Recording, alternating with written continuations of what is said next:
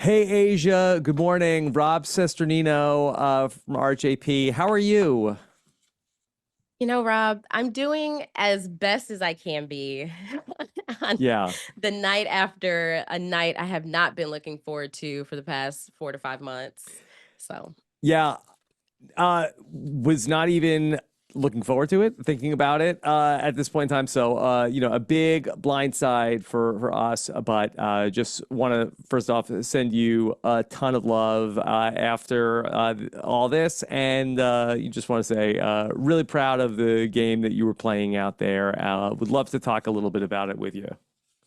thank you. I felt like I had so much more game left to play, Rob.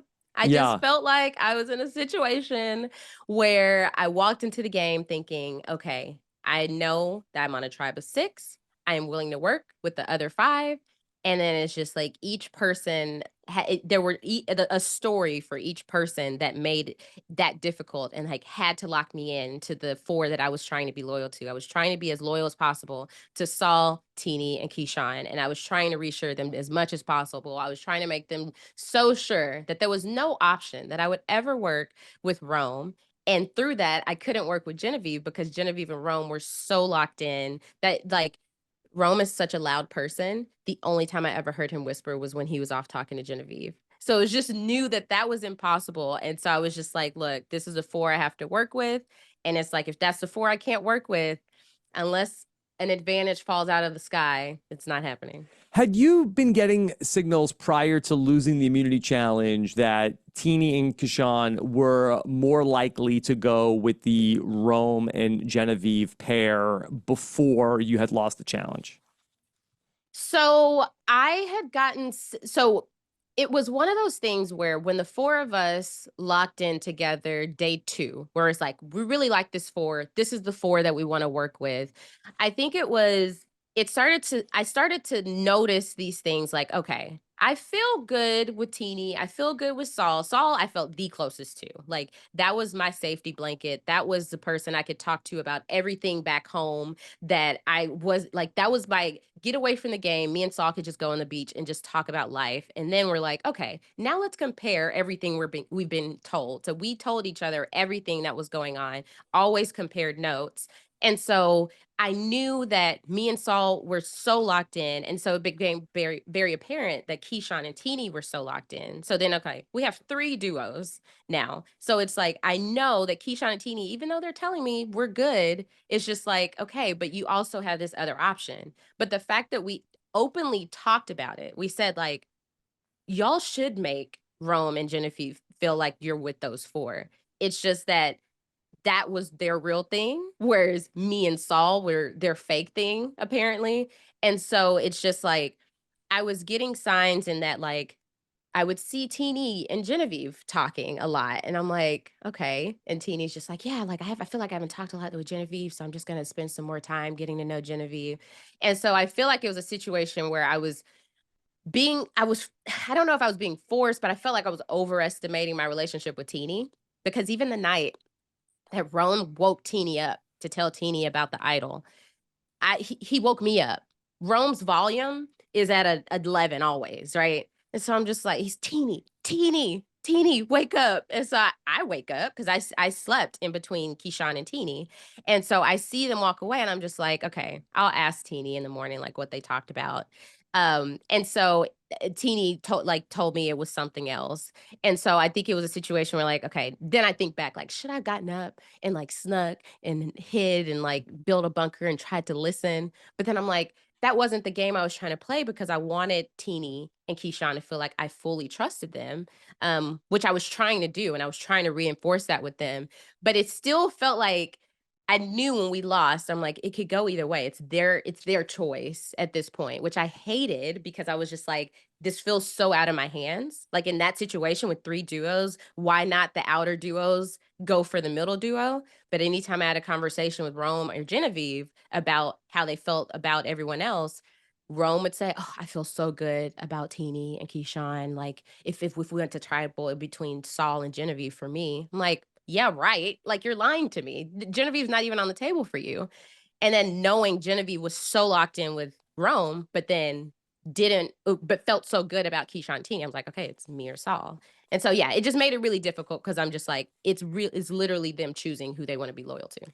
So you had the chance to talk with Teeny and Kishan about what they ultimately wanted to do, and they wanted you to vote for Saul. You were trying to persuade them to vote for Genevieve. From your discussion with them, did they give you a sense of why they felt better going with maybe like a little bit more of an erratic pair in Rome and Genevieve as opposed to maybe a more stable pair in you and Saul? That's what that was so difficult about that because they had talked for a long time. Like when they were they were in the shelter talking before tribal. I'm just like, oh my gosh, what are they talking about? I know, like literally, me and Rome were sitting away from them, closer to the beach, and we're like, well, they're just deciding which duo they want to go with. Like we know that's what's happening. And so when they finally like, Asia, come here. So I go over and they're like, Rome told us he has an idol. He only has one tribal to use it. And so they pitched Saul. And for me, I don't have an incentive to vote Saul here. Like, I was like, Hmm. okay. I was like, I don't want it to be me. So I'm not opposed, but let's consider our options. If the fear here is that he uses on Genevieve, why not let's just make him use it on himself? Rome is a very selfish player. So all we have to do is make sure he uses it on himself. And so what we also didn't see was that they validated me right before we went to tribal. They said, hey, we're down voting 3-1 Genevieve. So in my mind, it's not me or Saul. In my mind, it's me or Genevieve because they said, look, we're fine with it. We're fine splitting the votes 3-1 on Rome. And so I was like, okay, like y'all are sure you're comfortable with that. They're like, yeah. I was like, okay, anything I'm saying moving forward, I'm trying to make sure Rome uses the idol on himself. I told Genevieve right before tribal, hey, just so you know, me and Saul picked up another vote. I don't want to expose them, but us three are going to vote Rome. I just didn't want you to be left out. So that's so she goes goes to tell Rome, hey, use the idol on yourself to protect yourself. And so that's why at tribal, I did that last statement. Hey, whoever's going to vote with me, that was my last ditch effort to make Keyshawn and Teeny know that I'm trying to make Rome use the idol on himself in the event that they were going to side with me. Yeah. All right. Asia, there's Rome. Bless his heart. He we've seen a lot of Rome these last couple of weeks. Do you feel like is the edit accurately depicting what it was like to live with Rome, or was it better or worse than what we're seeing? I feel like the edit is accurately depicting what it's like to live with Rome, but it was worse. I think it got to the point like I feel like people were able to capture like the slight level, like oh, it must be The annoying, like essence. that's Yeah. yeah, the essence, the lore, if you will. But no, it was worse. It was to the point where I would hear him talking on the beach, and I'm just like, I can't. I'm gonna go anywhere else because the man was constantly trying to just impress other people. He was just constantly talking about himself. Any conversation I had with him was like an interview. He was not interested in getting to know me whatsoever. And now to see how like passionate he was in his confessionals, I'm like, what was it? What was your issue? Because I went on the day one camp supplies thing. That's not it. So that was just like, okay, whatever you have against me, that's on you. It takes, Rob, it takes so much for me to Yeah. express annoyance with people. Like, Yeah. I would always characterize you as no drama, the patience of a saint. yes. For you to It have any annoyance with a person is a lot. that sh- that shows you how I mean and I want to you want to say oh it's because of the elements, right? We're Hmm. hungry, your body adjusts. You've been out there. There's a certain point your body just knows you're not going to be fed, right? And so you learn how to deal with the hunger. But I'm like, I'm not being unnecessarily irritable with Keyshawn or Teeny or Saul or even Genevieve. I'm like, this it just when he went on his journey, that was the best time at camp. We got so much done. We built a swing, we built a bench. We were just having the time of our lives without anybody trying to tell us what to do. It's just that Rome wanted to be that provider role, but he was not a provider. So it was just like when he said jump, go make the like, can y'all make the fire? And we don't jump out of the water and sprint up the beach to go make the Mhm. fire. Then he's pissed. So it's just like, how do you live with someone like that? Yeah. I think it was such a tough question, and I don't know the answer to it.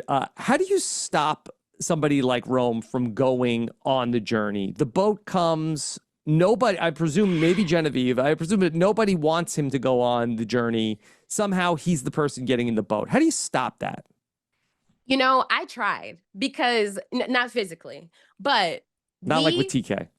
right, right. Imagine.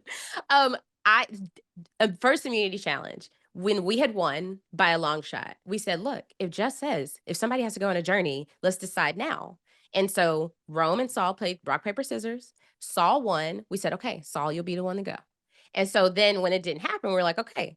So then the boat comes, and then Rome's like, all right, let's decide who wants to go. And we're like, oh, I was like, didn't we decide Saul's going already? He's like, Mhm. no, this is a new day. No, we have to, this is a new day. This is a new journey. It's like, okay, whatever. And so the five of them, because we were like, oh, let's all do like rock, paper, scissors or something or whatever. And I had already gone on the day one thing. And I was like, people are already suspect. I knew at that point, Genevieve and maybe Rome had suspected I had something. So I was like, I'm not trying to think y'all think I have two things. And so those five did like a rock, paper, scissors tournament. And that's, or I'm a person out or something. They decided with the five. And so the last step was Saul and Rome. And then Rome Okay. went. Aysha, could you tell us who is Genevieve? She was the sixth person on our Yes. tribe. Yes. You know, it's so wild because I think so to like on at camp, it was very visible duos. Like she was so close with Rome. I mean, there were multiple nights I woke up and those two were talking, and I'm just like, okay, they are locked in. There's no for me, there was no breaking that up. And it was like anytime I did have conversations with Genevieve. She was out there. She was at the camp, you know, uh, so that y'all are aware. Yeah. And Saul and Rome would butt heads, and she was just like, it sucks that our guys can't get along. And so just like it felt like it was not going to be an option to even work with her. Come like, okay, I can't work with Rome. Maybe I can work with Genevieve. Mhm. But because she was so locked in with Rome, and you know, I'm not sure if that's something that I could have made up for by being there day one, hour one, Yeah. but it just felt like that was inevitable because I don't think they were as close until the whole like idol finding fiasco with Teeny and Kishan. So it just felt like, okay, well, they're close. That's impossible. I have to go all in on these four. But she was the sixth person on the tribe. Yeah. Asia, did going on the journey the first day, do you feel like that ultimately hurt you, or you feel like that you had regained all of the relationships after you came back? You know, it's hard to say. I don't regret going on the journey because no one wanted to go. Literally, Jeff goes, pick us up, pick someone. We turn around, no one wants to go. Jeff's like, who's going? I was like, oh, we don't have anybody. He said, you have to pick somebody. So we turn back around and it's just like Saul wants to go if it's just physical. Keyshawn doesn't mind going, but it's just like, well, I need you a little bit more confident than like, oh, you know, like Hmm. if, you know. And so then I was just like, look, if it's physical, or mental, I have prepared myself for either one. I'll just go. I'll take one for the team. And Yeah. before I left the mat, Teeny said, I can't wait to talk to you at back at camp. And I said, oh, that's lovely. And then Saul grabbed my arm. He said, Asians for Asia. I said, thank you, Oh, Saul. okay. Yeah. Yeah. Yeah. So I was like, okay, I feel good with at least two people. And so then I just built on those relationships when I got back to camp. And I knew like, okay, I started to get to know Keyshawn. And then it was just like very surface level with me and Genevieve. And then Rome was just uninterested. Okay. Asia, I know you got to run to some more interviews. I just want to comment on at Tribal Council, you talked about walking. You're walking the dogs, you see the people. I'm sure Pepper and Cinnamon were thrilled to get a literal shout out to the dogs back at the crib. Shout out to my dogs at the crib. I just was like, oh, I love those two. There was a morning I woke up crying and I was just thinking about, and I was like, why am I crying? And I was literally crying because I couldn't, I missed them. Like every morning I wake up, Pepper runs up to me and she's just like so excited and she's like, good morning. And so being out there like depleted and deprived of everything, I was like, where are my Pepper cuddles? You know? Yeah. So yeah, I did enjoy shouting out my dogs at the crib. I'm glad that made it. Aysha, where could people keep up with you? Yeah. So Asia like Asia, AYSHA, like ASIA, of course, you know, talking about a little Love is Blind just dropped. Okay. So and I also want to point out, I did not beyond popular belief, I did not talk about being a podcaster for Rob Has a Podcast at any point during my casting process. It was known, but that's not something that I was branding myself as through the casting process.